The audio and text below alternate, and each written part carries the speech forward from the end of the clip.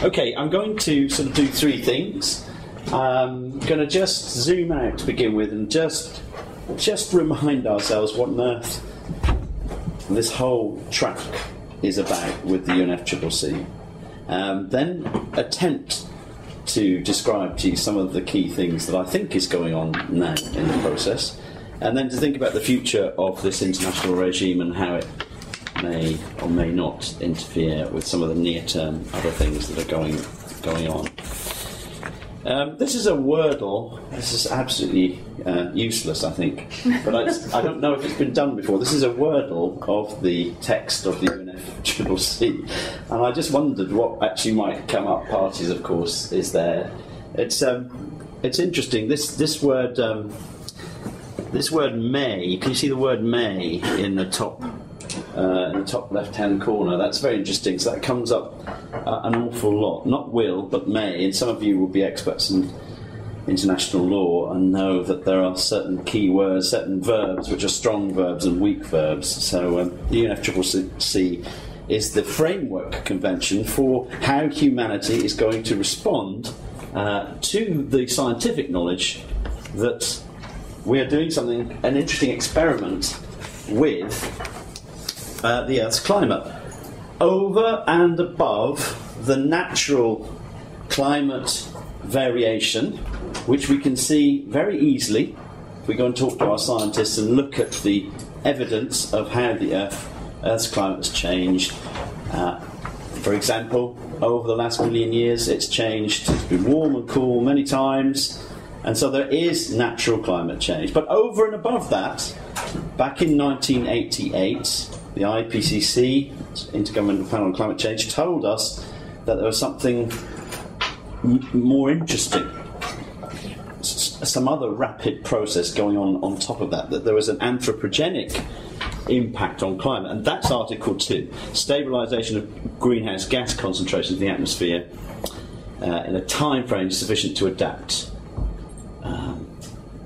You'll recognise then, if you had to operationalise that objective, there's a lot of room for negotiation. And that is, in a nutshell, the history of what followed from 1992, when this text was agreed in Rio, and it came into force in 1994 as a piece of soft law. And off we go. So, how fast, as a group, how fast do we think we're travelling towards the goal of Article 2 in that convention? Who thinks we're travelling reasonably well? We're going quite well towards achieving that goal. Anyone in the room? Not a single hand.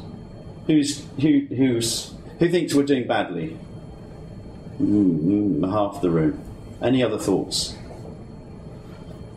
Okay. Well, I take the view that, and it's a bit of a vague question that I asked you, but I take the view that it's been an incredible policy learning experience. There's so many things have happened since the Rio Convention, the UNFCCC, the Kyoto Protocol in 1997, its eventual coming into force many years later. But, if you look at the scientific device which sits at Mauna Loa and sniffs the concentrations of carbon dioxide and other greenhouse gases in the atmosphere, and been doing that for half a century, it's just registering an increase of 3 parts per million at the moment per year, year on year on year. You can see those little wiggles. That's summer and winter in the northern hemisphere. That's just the seasons. But the overall trend is 3 parts per million. 3 parts per million in every year. In 10 years, you get 30 parts per million. In 25 years, you will get 60. You get 60. What do you do to get 80 parts per million? So 30 years, you get 80 parts per million, or 90 parts per million. In just 30 years, 90 parts per million. You may not know what that means, but that's the difference between an ice age and a warm age.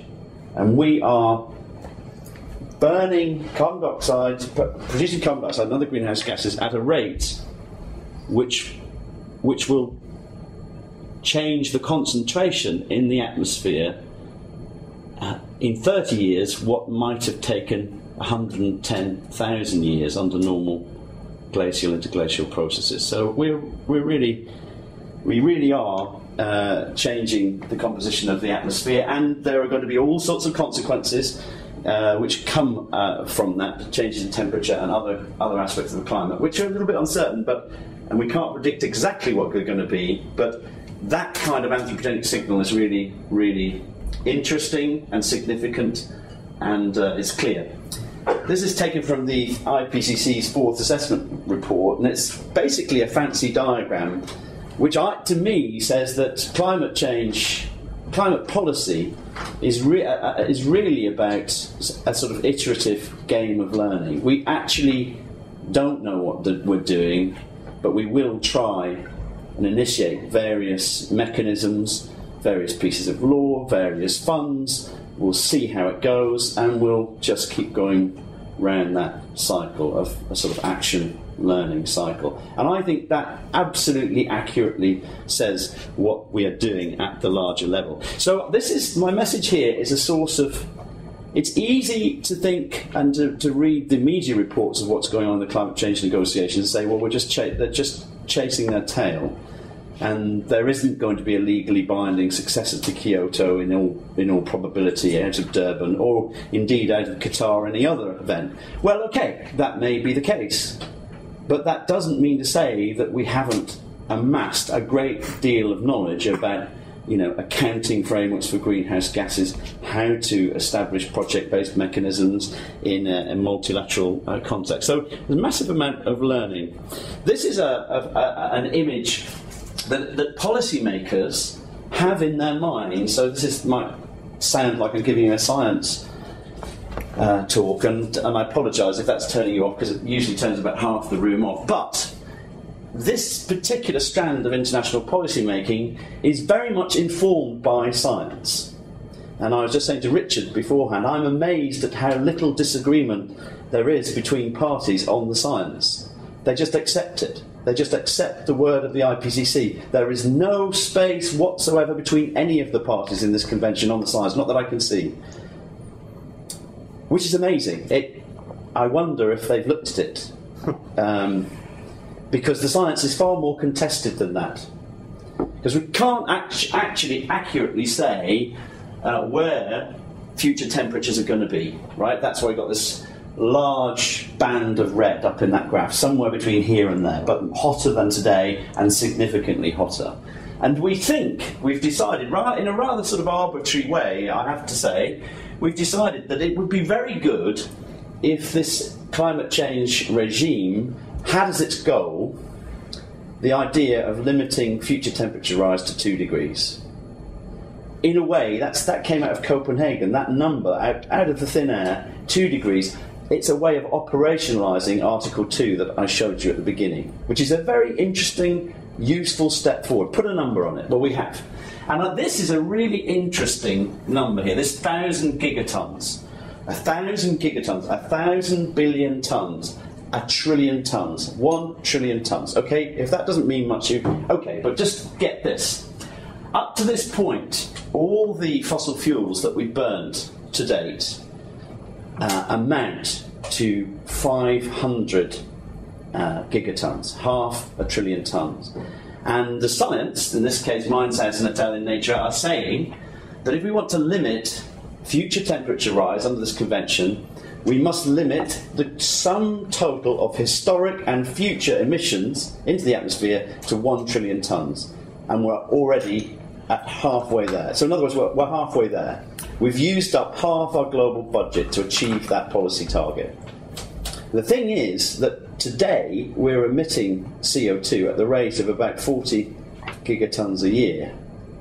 So can you see that we have about 10 or 15 years left before we go over Minds-Hausen's limit for 2 degrees. This is the source of pessimism that you'll see among policymakers that think, well, I don't really think the 2 degree target is doable. Well, that's why. Because if we're going to achieve the 2 degree target, we need global emissions to peak from that 40 billion tonnes now. We need to start going south very, very, very quickly. Hence that phrase, peaking, another phrase which crept into the Copenhagen Agreement. So if you kind of zoom in, that's the 40 I'm showing you there, sort of recent history, it's the red line. You've got this sort of grey baseline. If we don't do anything, this is what the sum total of the additional 2 billion people that are going to arrive between now and 2050, taking us from 7 to 9 billion people, and the changes in the composition of wealth among the 7 to 9 billion people that are here, and the types of energy that they will demand. That'll take us on the top line, unless we do something. This is without climate policy. It's not working now. The red line is, according to the climateactiontracker.org, which is a very, very useful little outfit that's come out of the UNFCCC in recent years. They're not connected to the Secretariat, but they're staffed by very knowledgeable policy people and scientists, and so these figures I can be quite confident in. We see that if we look at the red line coming down, the pledges to date that developed and developing countries have made at Copenhagen and since mean that we're just lowering that trajectory a bit. We've got nowhere near to actually reducing emissions significantly, but we're heading in the right direction. And the black lines is where we want to be. If we want to be at 1.5 degrees, we need to be heading on this trajectory, or 2 degrees for the solid black line. So that's the nature of the policy challenge that we face. And at the moment, all of the paper and all of the hot air that you hear, and with all of the detail that we try to understand, is nuclear in the CDM or not? Is carbon capture and storage in that regime or not? Is there going to be a second commitment period? What about RED and RED Plus? All of that stuff. What about, metrics for, is methane really 23 times more powerful than CO2, or might it be some other figure? All of that is sort of arguing the toss up here between these lines. That's what we're doing so far. If we're going to achieve that 2-degree goal, we need something much more profound than that. We need to see global emissions peak and move southwards quite quickly. And negotiators have that in their minds, actually, as well as that other sort of relatively small stuff. We'll come to that. So if we kind of look at the growth of population, this shows the population in 2000 here, and its composition in terms of the poorest, middle and wealthiest people on the planet. And if we think about what that will be, a sort of a baseline 9 billion with a sort of composition, as is shown here, still a considerable number of people in 2050 that are relatively poor. And we could think about a fairer, more equitable society where there's perhaps less poverty, but our models tell us that a result of that, our demand for energy would rise very significantly, and if we don't do something about it, therefore emissions will rise, unless carbon capture and storage and other technologies really work. And if we want a really sort of developed world scenario, instead of doubling primary energy use by 2050 compared to now, we end up trebling it. And herein is a dilemma, and why we put so much emphasis on the idea of a technological solution to this problem. We don't really want to challenge the idea that there should be less people, or that those people that are here should have a more inequitable distribution of wealth. These things are sort of off the agenda. And so, poor old energy really gets hit. So that's why we're running around rather frantically doing things like this. This is from the International Energy Agency, and they each year now actually produce extremely interesting kind of future scenarios as to what we might need to do to sort of get to these 2-degree, 1.5 degree climate targets. And you can see here again that they're projecting out to 2050. They say if we don't do anything, this is the march northwards of global emissions. But if we invest in all these different technologies, carbon capture and storage, lots of renewables, double the world's nuclear power station capacity, energy efficiency, etc., we might be able to get down, to sort of 15 gigatons from 40 gigatons by 2050. In fact, that's not enough to hit the 2-degree target. It needs to actually be considerably lower. So people are putting a lot of emphasis on technology to solve this, And much of what you see going on in the UNFCCC and the Kyoto Protocol negotiations is really all technology project focused. It's a bit bizarre, really, because it's not the only thing that needs to be discussed. And who's going to do it? Well, that's the same numbers, but you can see in that image that it's going to be not just the industrialised nations that are going to provide this difference between the baseline and where we need to go. It's going to be some of the major developing country emitters as well. So we're only going to get there if we all work together in some sort of global framework. This is not a story. If you just say it's up to the OECD countries or the Annex 1 countries under the UNFCCC, the maths just doesn't work. So this again is informing the negotiations.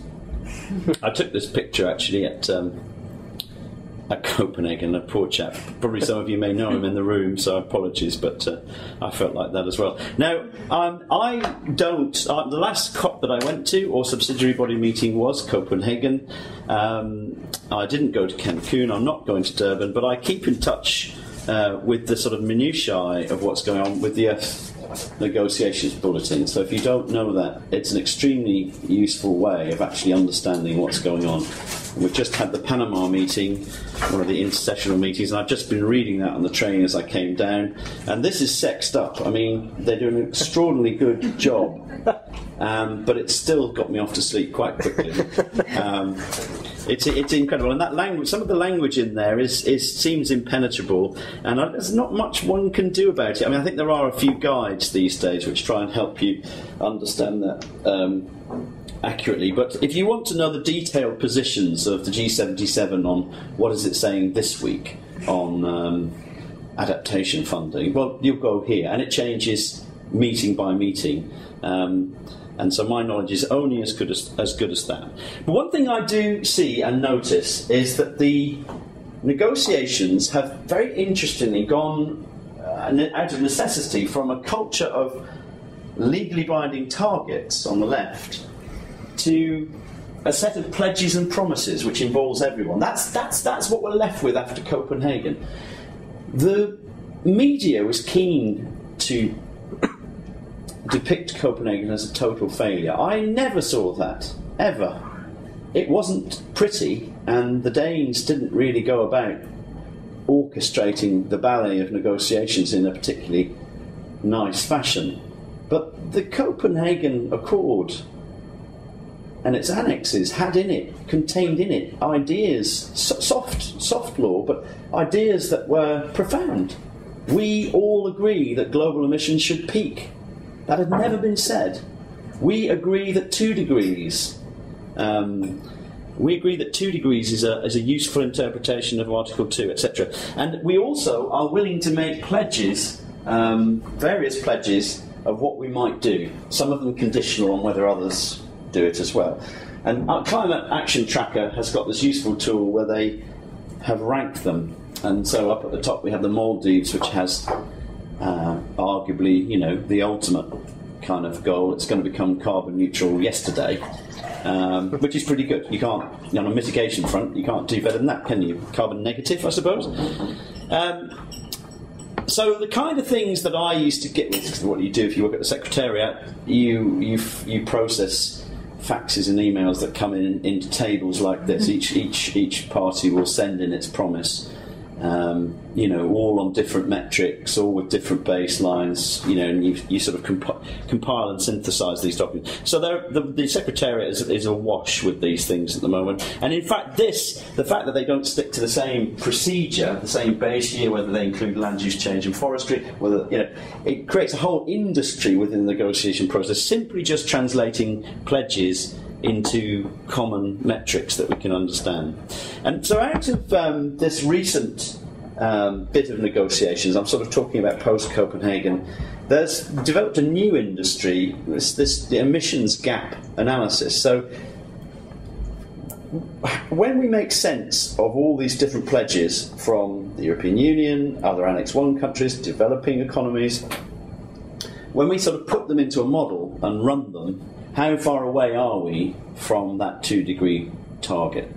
And so Climate Action Tracker, backed up by Climate Analytics and Ecofis, have done this extremely well. And it enables us to say that, you know, the current proposals on the table, and they are significant. I mean, European Union's proposal to reduce by 20% by 2020 and 30 on condition, etc. So these are not insignificant things. China's contribution at the moment to decarbonising the economy is absolutely amazing. So it's not that countries are not doing anything, but based on current proposals on the table, we're heading for 3.2 degrees. So we need to find some more promises and commitments from somewhere.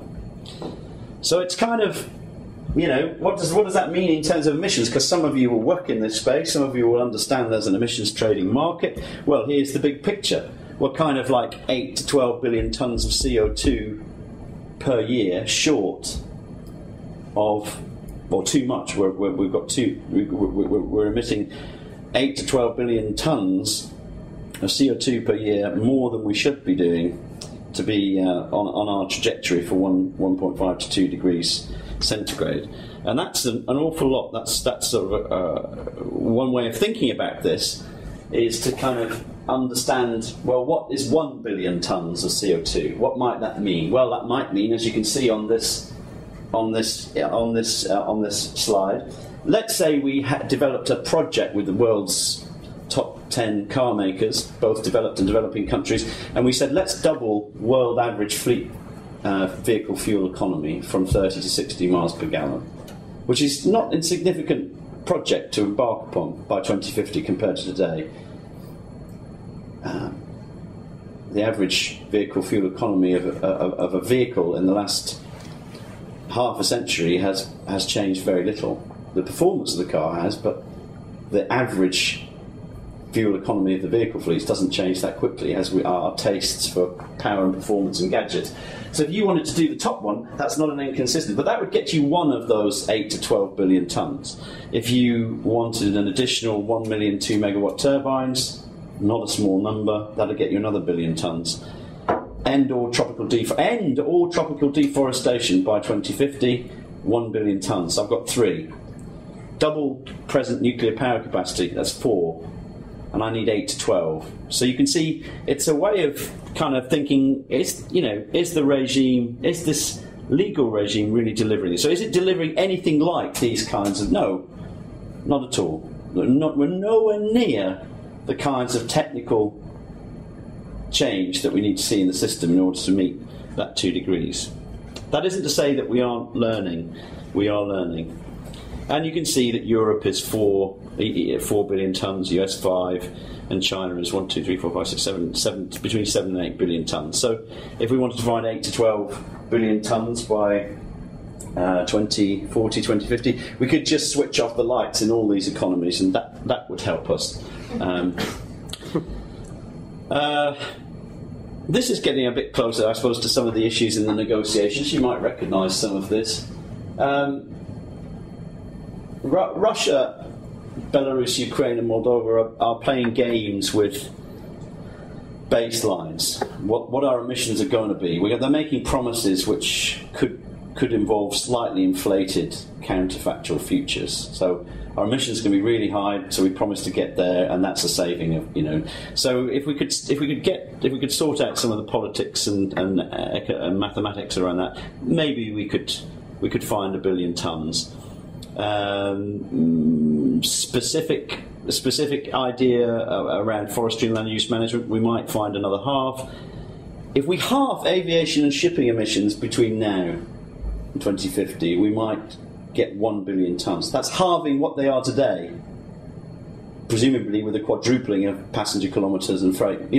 That's a factor 8, factor 10. That's using 1/10 the amount of CO2 per passenger kilometre on a flight. It's not an insignificant thing. That'll get you 1 billion tonnes, etc. So there's another way of thinking about how we might translate policy initiatives into that long-term goal. And again, it's from Climate Tracker. I've said that Copenhagen I think was not a complete failure at all. It did come up with some interesting things, some of which I've mentioned. Interestingly enough, this commitment for $30 billion fast start finance in these 3 years, 2010 to 2012, is a major commitment. I'll show you that. I hope to show you that in a minute.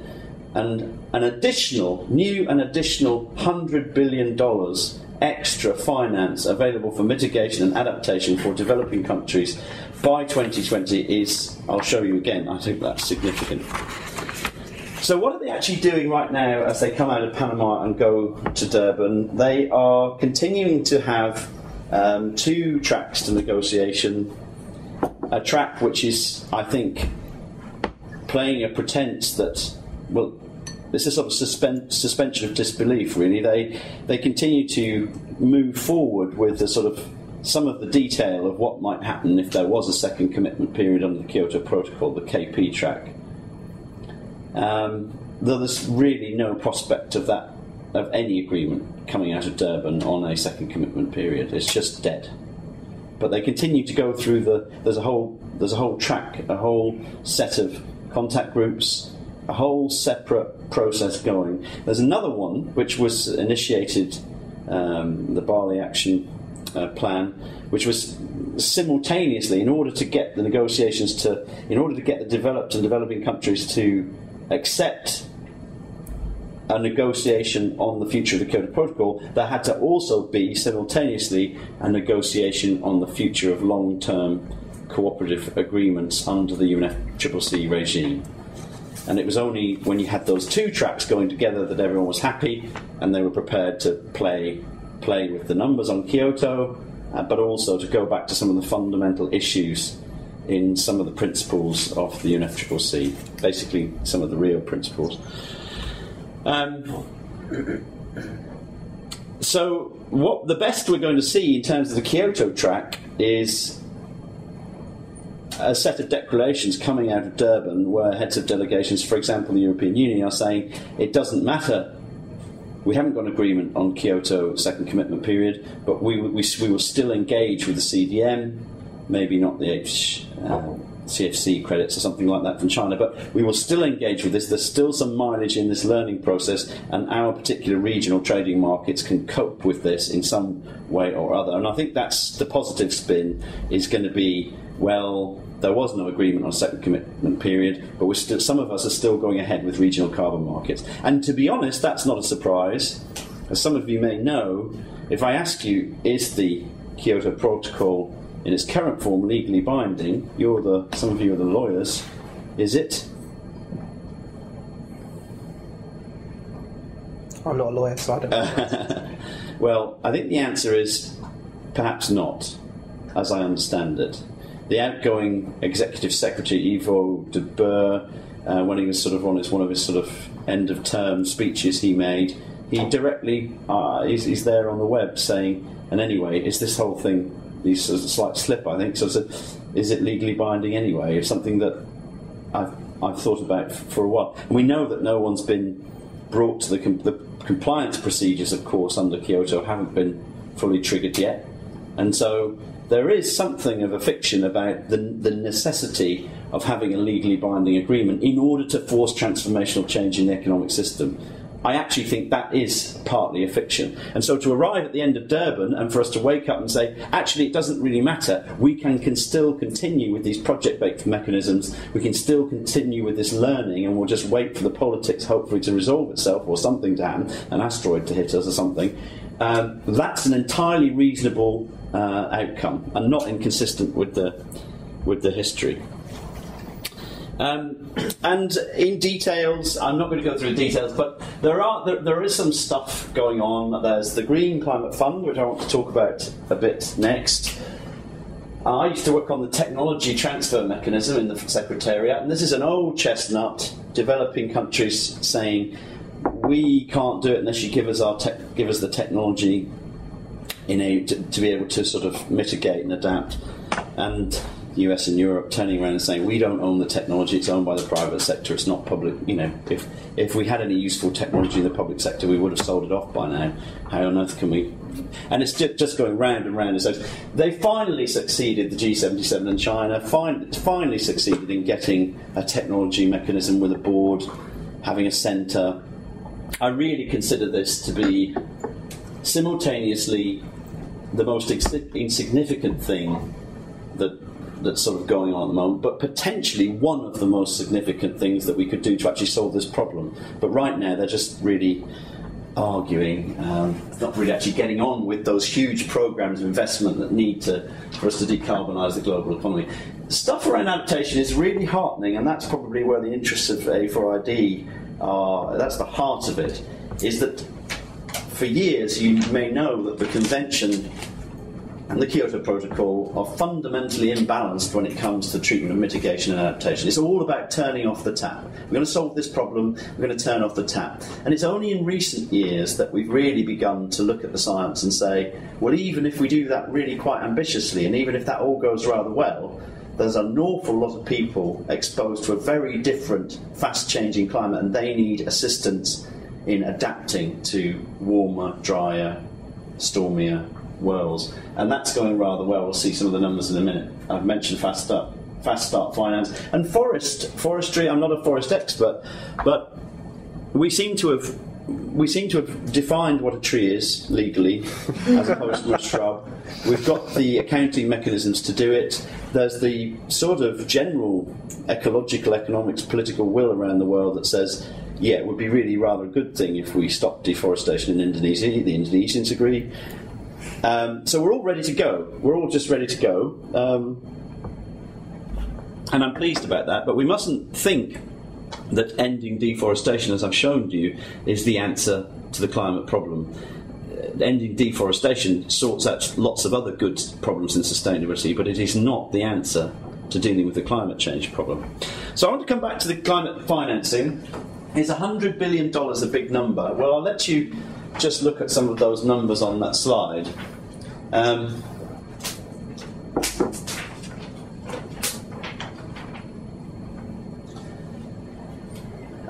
This bullet here is there's a mistake here. I'll cut on the next slide. We'll show you this. Just ignore that. 1.1 trillion, 100 billion. No, it's not. It's much more than that.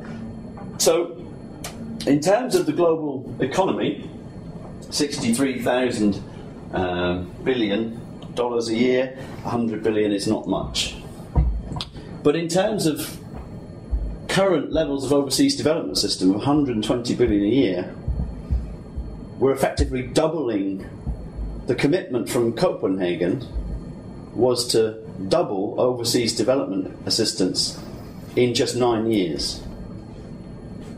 And by the way, we've also got the Millennium Development Goal process going on, in which we continue to aspire to the developed world giving 0.7% of their GDP in development assistance. They currently give 0.31. So if we doubled it again, effectively doubling it again, if we meet those commitments under the Millennium Development Goals, we're going to add another 100 billion. So we're looking at the prospect in just one decade of overseas development assistance going from, if people come forward, in fact, it's not all public money. It's a mixture. This is a mixture, but the 0.7% is public. So you're looking at potentially in the next 10 years an absolute spectacular explosion of funding available for development assistance, and coming partly from the Millennium Development Goals and partly from this Copenhagen. So it's very, very significant.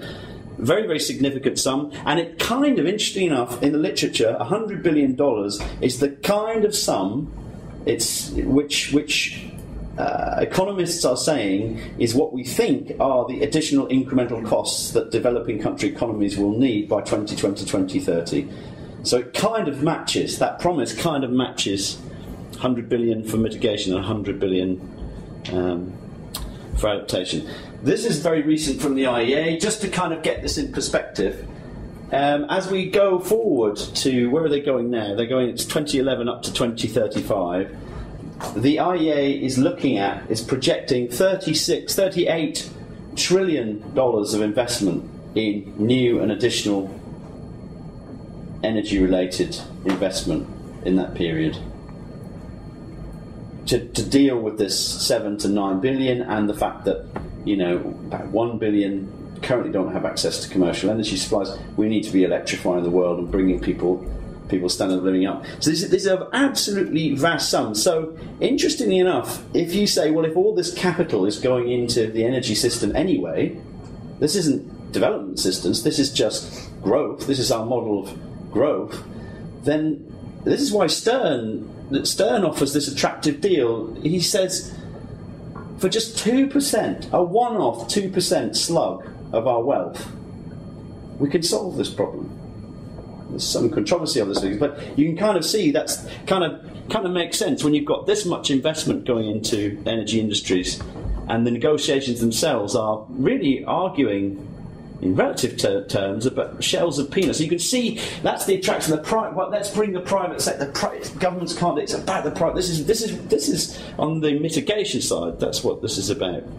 And something that we should all be terribly upset about is if we compare those figures with $100 to $200 million a year available through the specialised funds, like the adaptation fund underneath the convention. There's some funds available for people to prepare national adaptation action plans, this sort of thing. We're giving really very, very small amounts of money to some really vulnerable countries to actually begin to prepare for these impacts of climate. That is a scandal. That is an absolute scandal. Even the CDM, the much talked about CDM, which would provide a portion of its profits to fund adaptation projects, $500 million. Well, I said we're looking at something like $100 billion needed by 2030 to fund the incremental costs. So this is still, I'm afraid, relatively small beer, but at least we've had some learning going on there. So I liked Ivo de Boer's analogy of going into Copenhagen or out of Copenhagen, I can't remember, of the negotiations being a bit like a wedding cake with 3 tiers. And the point I've been trying to make, I suppose, in that the learning curve, is that the operational architecture of the UNFCCC and the Kyoto Protocol is extremely detailed, extremely impressive, and we really have moved very fast, very quickly, and we continue to move very fast, very quickly on the kind of science policy interface. The long-term goals is interesting. We've got all these pledges on the table, but many of them are conditional. I won't unless you will. I'm waiting for you. Well, we're going to do it together or not? Well, what about this principle of common but differentiated responsibility? Well, what about the position of equity? Well, well, let's have an argument, shall we? So we have a chicken and egg situation with those two. The bottom part of this cake is beautifully baked. The 2 top tiers are very partially baked. One of the top's extremely mushy, and so we have a chicken and egg situation between an agreement on long-term goals, and somebody's got to blink first and say, actually, it's time. We'll do it unilaterally. We'll do that. So how are they going to do that? Right, how are they going to do that? Well, you'll see why I've got this image here in a second. I have written some of this up in that paper, which you'll see if you get these slides from the site. Gwyn Prinz and Steve Rayner, I suppose, were one of the first article that I saw. This is in Nature in 2007. Had a pop at the regime long before the failure of Copenhagen. They said this isn't the right way to go. This is only going to end in tears. This isn't fit for purpose. And many of my colleagues were extremely disturbed and upset by people going around saying things like this. I thought it was very interesting at the time, actually, something that I suspected for a long time. It just confirmed my own prejudice, I think, which I think privately felt that the regime wasn't fit for purpose. But that sort of voice has been joined recently by the ex-chief scientist, Sir David King, who's saying that, this year it should be based on this is one particular version of an interpretation of equity under the convention, equal per capita rights, and somehow we trade them. This is really extreme, an extreme point. This is a deep green philosophy coming from an influential, knowledgeable man. So we've broken ranks, and it is okay now to talk honestly about the problems in the regime. Before there was a little bit of a fiction, we would all just say, it'll be fine, it'll be fine.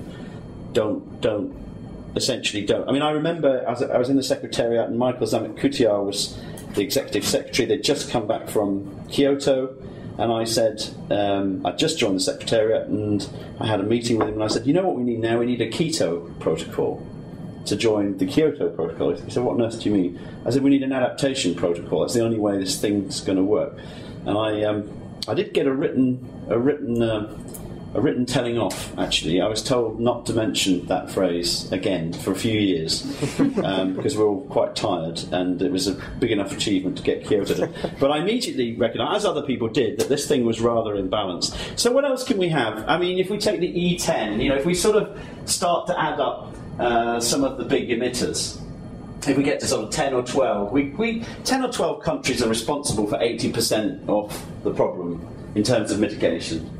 So maybe there is room for some sort of E10 or E12, E being the largest emitters, to get together and think, what on earth are we going to do with our industries, with the vehicle industry, with the steel industry, with aircraft and shipping, with agriculture? We can probably talk about it at the scale, but discussing everything with 192 countries in the UN in that fashion is always going to lead to the lowest common denominator, and is always going to take longer than perhaps we have. I'm going to come back to that, because the question is, I suppose that I wonder, and I hope we might get into this discussion, there are principles of international law, the Rio principles, at play. That's the DNA of multilateral environmental agreements. Common but differentiated responsibility, precautionary principle, principle of equity, goes on and on and on. This is how you build an MEA. Well, but how do you build an MEA when there is a nuclear bomb in the room with a clock ticking and you have 2 hours to sort it out? You can, maybe the Rio principles are good from the point of view of a repeated game where you want to train your opposite number and behaviour and how you're going to actually get on in the longer term. But if you have very little time left and it's absolutely urgent, can you really also hold on to those principles at the same time, or do you have to actually become a bit more pragmatic?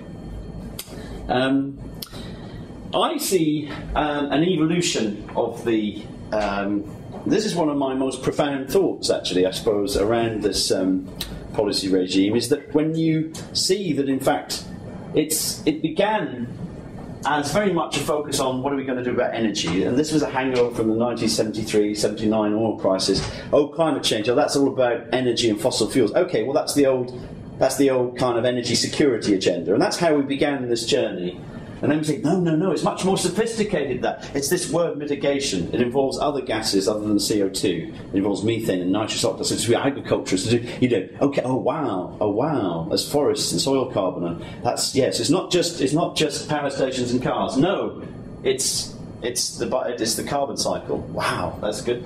And then you come a few years later and you say, actually, by the way, reread Article 2, it's actually about adaptation to climate change, which we're going to experience anyway. Right, so what's that all about? That's a completely different agenda, and that completely reframes the problem. So you have that. And then, this is where we are today. We're right. Where we are right now is at the intersection of reframing the problem from simply being about adaptation to understanding that development pathways themselves are climate sensitive.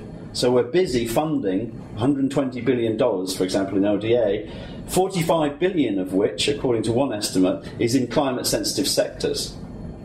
A lot of that is perhaps assistance for models of development which are maladapting to the climate that's on the way.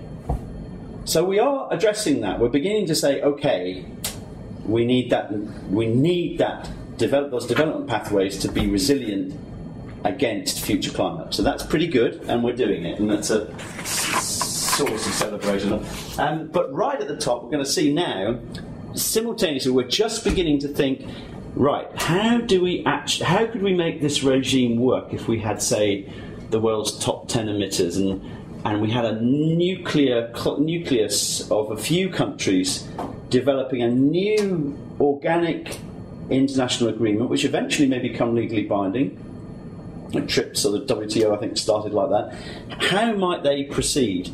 Michael Grubb is editor of Climate Policy, among other things, on the Climate Change Committee. This has just come out in Climate Policy and summarises a debate which is extremely interesting. I urge you to go and look at that journal if you've got access. Is that basically, if we could start playing with border adjustments, border tariffs on goods imported, so all the stuff that Britain imports that comes on, I don't know, the Emma Maersk. The Emma Maersk will be due to land in Felixstowe with Christmas on board for the British people round about now, I guess. And we could add up the embodied carbon of all the goods on the Emma Maersk. And then we could actually, very simply, in the accounting framework of the convention, put an adjustment onto our national inventory that says, OK, one Emma Maersk is worth, it could be several million tonnes of CO2 or CO2 equivalent. We'll pop that. We've imported that.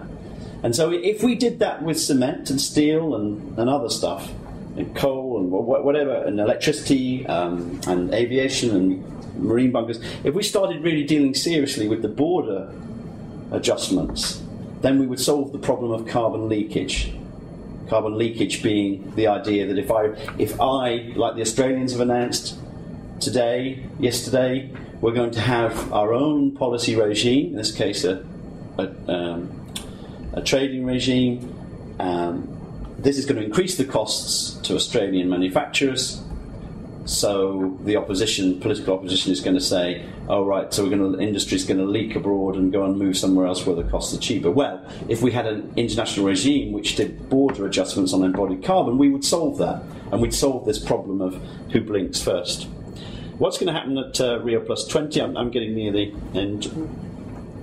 The answer is I don't know. I know that they're pretty late in starting the preparatory process. About a year ago, there was absolutely virtually nothing. There wasn't even a UN website with documents on it. So they're extremely late, and it tells me that they aren't taking it too seriously, as far as I can tell. The themes are green economy and, of course, poverty eradication.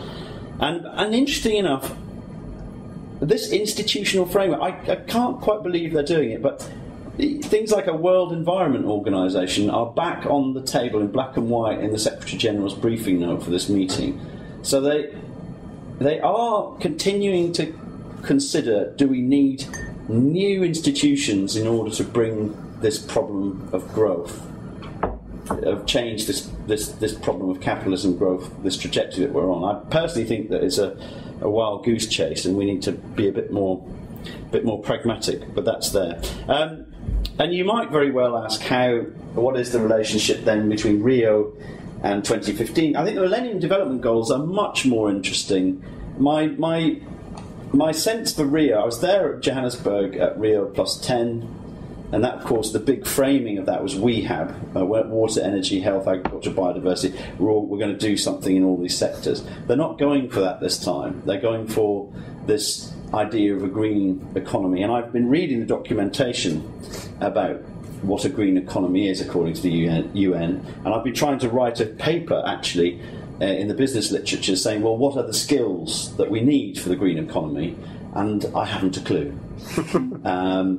It's really quite odd. I don't think we understand what a green economy is whatsoever. And of course, the critics are saying that a green economy is just, it's just the same. It's the same high energy development path that we've got now. It's a techie focused future. I mean, people. And I'll end my comments after that. People talk about you'll hear this phrase low carbon economy all the time, and we've all bought into the low carbon economy because at heart we're all technological cornucopians, and it's a reasonably interesting way of avoiding this issue of wealth distribution, of my own consumption, of your consumption. We'll just talk about carbon capture and storage because that'll sort it out. It's very, very attractive. So I think there's another way of thinking about what the green economy is about, and that is that it's a low carbon, low energy economy. Almost all the scenarios that you'll see the World Business Council for Sustainable Development or the IEA, all of them are high energy scenarios. And as long this is my sort of last thought, and possibly one that's the most profound that I have, is that, if it's profound at all, is that as long as we can continue to dream of high energy scenarios, whether or not we sort the climate change issue out under this regime, we're still heading for a great deal of disagreement and conflict, because there isn't as much energy, certainly fossil energy, and certainly with uranium-238, we are not overwhelmed with energy at the price we need it in order to have this development pathway. There's tons in theory, but it all comes at a price. And so my recipe for the UN and for the system is that maybe 20 years from now, it takes 20 years perhaps for an idea, I'll launch it today, it's been launched by others anyway, but we ought to be going for soft energy paths, soft energy pathways for development, which are also low carbon. And if we can do that, I think we have a much better chance of achieving a peaceful world.